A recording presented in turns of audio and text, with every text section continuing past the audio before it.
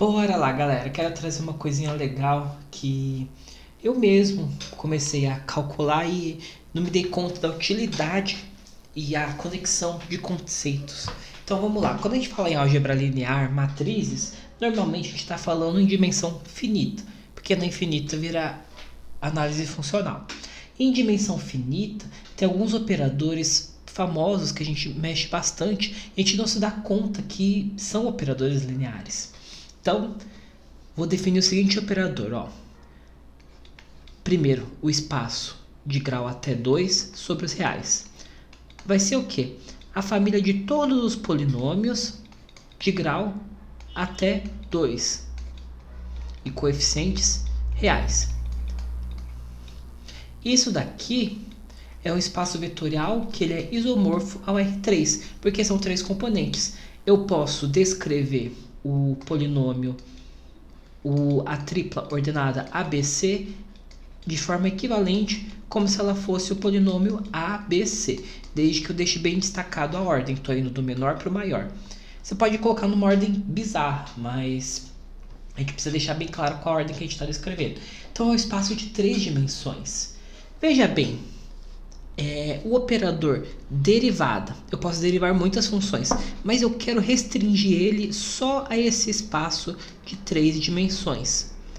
E devolver um polinômio também de grau no máximo 2, na verdade vai cair o grau, né? Mas para ela ser uma matriz quadrada, para a gente poder usar os teoremas de álgebra linear, vamos fazer no espaço nele mesmo. Como é que é esse operador? Vamos lembrar, ó. Se eu derivar, eu estou usando esse D maiúsculo porque eu estou interpretando a derivada de uma outra forma, tá? Se eu derivar uma constante, eu vou obter zero. Se eu derivar um termo que tem x, eu vou obter só o coeficiente dele. Se eu derivar um termo que tem x ao quadrado, eu vou obter 2 vezes cx. Então, peraí, deixa eu reescrever isso de uma forma melhor. Vou reescrever agora, né? Vou fazer a parte, traduzir ele em termos de R3, no R3, no R3. Bom, esse operador D está pegando o A00 e levando no 000. Esse operador está pegando 0B, porque x é a segunda coordenada, e levando no B00. Por quê? Sumiu com o x e me deu constante. Lembrando que na maneira com que a gente descreveu, a primeira componente é a constante, a segunda componente é a que possui x e a terceira componente é a que possui x quadrado. Então, e aí, por fim, derivada de 0, c. Ou seja, quando eu pego somente o termo que tem x ao quadrado, vai me devolver 2 vezes c acompanhando x, ou seja, na segunda componente. Olha só! Então, pera. D é tal que, se eu aplicar ele num ponto, num A, B, C, nesse polinômio, ele vai me devolver a soma disso. B2C0. Eu vou tentar decompor, né? D, como é um operador linear de dimensão finita, em dimensão igual no domínio e contradomínio, vai ser uma matriz quadrada. Aplicada no ABC, vai ser o quê? B, 2C e 0. Bom, o que isso significa? Significa que isso é o quê? Aqui no lado direito que coisa que foi feita vezes o ABC. Na primeira coordenada, 0, 1B, 0. Na segunda coordenada, 0, 0, 2C. E na última coordenada, 0, 0, 0. Ou seja, o operador derivada nos polinômios de grau 2 aos polinômios de grau 2, ele pode ser descrito por uma matriz, porque ele é um operador linear. E sendo ele uma matriz, podendo ser descrito como uma matriz, a gente já pode conectar algumas coisas da teoria. Veja bem, eu consigo derivar O contrário, entre aspas, de derivar é integrar. Mas a gente lembra que a integração, ela não é exatamente uma função inversa porque surge uma constante. Então, não é tão simples assim, ela não é uma inversa legítima. Além do que, percebe que quando eu derivo, eu não estou pegando o espaço inteiro, eu estou perdendo uma dimensão, porque eu caio para polinômios de grau 1, eu caio 1 grau. Então não faria sentido conseguir inverter esse operador. E olha que interessante, o determinante dele é zero, ele é não invertível. A gente pode aplicar toda a teoria nesse operador. Daí você pode falar, professor, mas isso é besta. Então, por que eu considerei esse polinômio? Se eu considerar a derivada de qualquer polinômio, percebe que grau 3, grau até 2, eu vou ter 2 mais 1 componentes de lado, lado. N mais 1, N mais 1. Se você tiver grau até 10, você vai ter uma matriz 11 por 11. Então, a gente não consegue definir matricialmente bonitinho sobre todos os polinômios, porque é dimensão infinita. Mas, como você sempre vai trabalhar com polinômios de um grau até certo n, você consegue algebrizar, ignorar o cálculo e aplicar só a álgebra linear. E isso funciona também para mais exemplos malucos. Vou pegar mais um exemplo aqui. Eu vou definir o seguinte espaço vetorial como gerado pelo conjunto do quê? De cosseno de x, seno de x. Certo? E constantes, né? Eu vou precisar colocar constantes. E 1. Tem que ter constante. Constante, mas isso... Bom, o que vai ser? Somas de senos e cossenos, né? Então, o que acontece? Se eu pegar um vetor nesse espaço, ele vai ser o quê? Ele vai ser alfa, vou trocar a ordem, nessa ordem, né? Alfa cosseno de x mais beta seno de x mais gama constante. E novamente, 1, 2, 3. Novamente eu tenho um vetor que eu posso indexar como AB gama. Ou seja, mais um espaço de dimensão, né, 3. Óbvio, né, ele é gerado por 3 elementos. O que não é trivial dizer é que isso forma um espaço vetorial, né? Mas para pensar, somas de senos e cossenos vão ser múltiplos de senos e cossenos. Se eu multiplicar ele por constantes, vão ser múltiplos dele. Então, soma de elementos assim vai continuar sendo um espaço vetorial. Doido. E dimensão finita pode ser interpretado como uma tripla ordenada. Vamos pegar o mesmo operador, mas agora nesse outro espaço. Porque nos polinômios ele tem essa forma. Vamos ver em outro espaço que formato que ele vai ter. Então, vamos lá. Se eu aplicar a derivada no cosseno, isso é o quê? Na maneira com que eu interpretei esse espaço. D aplicado no 1, 0, 0. Não é porque a constante que está multiplicando o cosseno, não. Porque o cosseno é a primeira coordenada, seno é a segunda e constante é a terceira. Então, alfa é o coeficiente da primeira coordenada, beta é o coeficiente da segunda, gama. No caso, o cosseno é 1 cosseno, então o coeficiente na primeira coordenada é 1. E quando eu derivo o cosseno, eu obtenho o quê? Menos seno. Seno é o quê? Seno é a segunda coordenada, então menos 1 seno. Coeficiente menos 1. Então, derivando isso vai ficar 0, menos 1, 0. Porque virou seno, foi para a segunda coordenada. Beleza. E se eu aplicar agora, então, no seno? Bom, pera aí, deixa eu ver. Derivada de seno é cosseno. Mas pera aí, quem que é o seno? O seno é a segunda componente.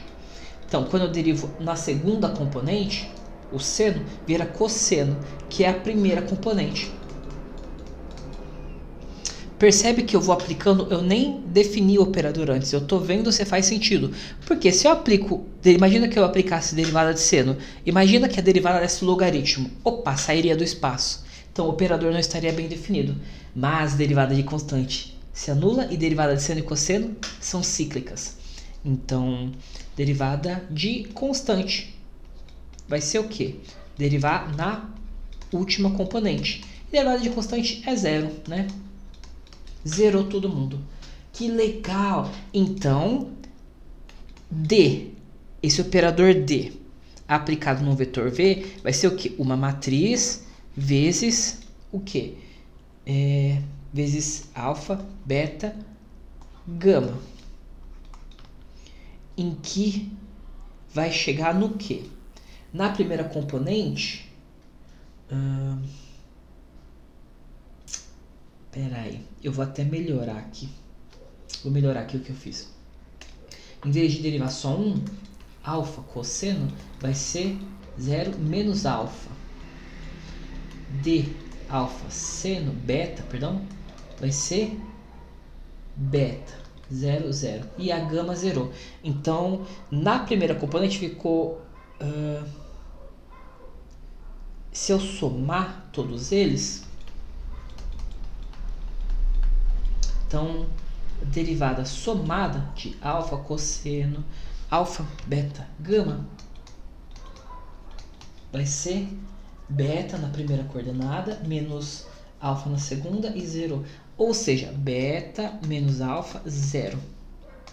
Quem que é essa matriz, então? Então, essa matriz, nesse espaço, vai ser dada pelo quê? 0, 1, 0, porque tem só beta na primeira, menos 1, 0, 0, 0, 0, 0.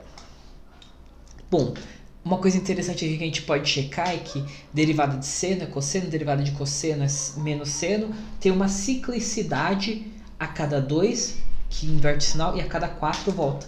Vamos checar se isso realmente funciona? Porque tem que funcionar, ou seja, eu estou usando uma ferramenta de cálculo para servir de prova real de algo de álgebra linear. Então vamos ver. Quanto que vai ser esse operador derivado ao quadrado? Eu faço, né, o produto da matriz por ela mesma. Era isso? A matriz? Ou seja, você consegue converter os operadores de cálculo, desde que você escolha um espaço de dimensão finita, você consegue converter em ferramentas de puramente álgebra linear. Então vamos ver, vai ficar como? Menos 1. Opa, bati a mão. 0, menos 1, 0. 0, 0, 0. Opa. 0, 0, 0. Aqui já vai zerar todo mundo. Menos 1, 0, 0, 0, 0. Menos 1. 0, 0, 0, 0, 0, 0. Olha que legal. Isso é o quê? É literalmente copiar as duas coordenadas e inverter o sinal delas. E agora vamos ver a quarta. Como é apenas a diagonal principal que tem valores, eu faço eles ao quadrado. E de fato, o que isso fez, né? É quase meio que uma identidade, né? Identidade, mas restrita somente a primeira e segunda coordenada, alfa, beta, né? Zera a terceira coordenada, porque a terceira coordenada é a constante, mas o seno e o cosseno é cíclico. Bom, e aí dá para você ir mais longe ainda, por exemplo, você pode ter um espaço, só que daqui eu não vou fazer porque vai ficar muito difícil, mas você pode ter um espaço gerado por, tem que ter constante, k, x, x quadrado, x a terceira, seno, cosseno, e elevado a x, e seno de 2x, cosseno de 2x. Fechei aqui. Pronto. 1, 2, 3, 4, 5, 6, 7, 8, 9. 9. Então, a dimensão desse W vai ser 9. Mas nota, isso vai dar um espaço vetorial? Bom, soma de polinômios vai ser polinômio, soma de trigonométrica, soma deles, ok, múltiplo deles vai ser ótimo. Posso interpretar como vetor de 9 coordenadas. Vai dar uma matriz de 10 componentes, fica difícil de fazer na mão já. Mas note que a derivada também vai funcionar bem aí. Por quê? Derivada de polinômio vai ser polinômio. Derivada de seno e cosseno, ok. Derivada exponencial, continua exponencial. Derivada de seno e de cosseno de 2x vai continuar sendo seno de 2x, só que vai surgir um múltiplo, né? Vai sair derivando. Então vai funcionar bem isso também. Dá para fazer um último exemplo que eu queria mostrar que eu acho legal. W, sei lá, ômega, gerado por constante, né? Tem que ter as constantes, senão dificulta. E elevado a x, e elevado a 2x, e elevado a 3x.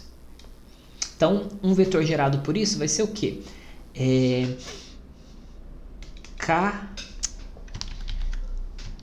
Um vetor A, B, C, D vai ser o quê? Eu vou definir ele como A mais B e x, C e 2x, igual a gente faz com números complexos. Bom, e aí a gente, né, começa a ver o que acontece. Derivando somente a componente A, somente quando A constante, zerou. Opa!